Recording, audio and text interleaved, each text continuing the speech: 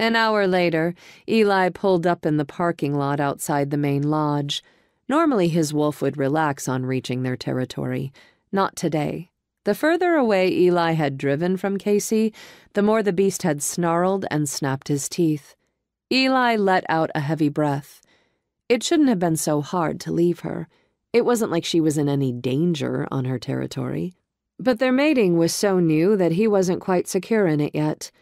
Being away from her made him edgy, and he suspected that would only worsen as the day went on. Every instinct he possessed urged him to remain at her side. Not just to guard her, but to reinforce their bond.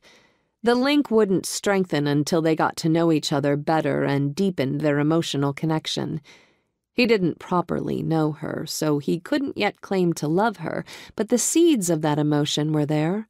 Everything he did feel for her was so intense and consuming that she cast a huge shadow over every female who'd come before her. And that was as it should be.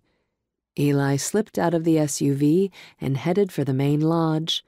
The 3-story timber-framed building housed the Alphas, their pups, and Kathy.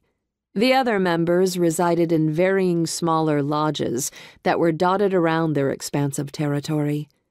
With its earthy colors, spacious rooms, comfy furnishings, and rustic tone, the main lodge had a very relaxing, welcoming feel to it, especially the large, open-spaced living, dining, and kitchen. The pack often gathered there throughout the day, so it was a constant hub of activity until after dinner when most people headed to their own homes. He was quite sure they'd be shocked to hear he was now mated. Although they'd be happy for him, they wouldn't like that there was a chance he'd leave the pack. Eli had felt the same when the others mated.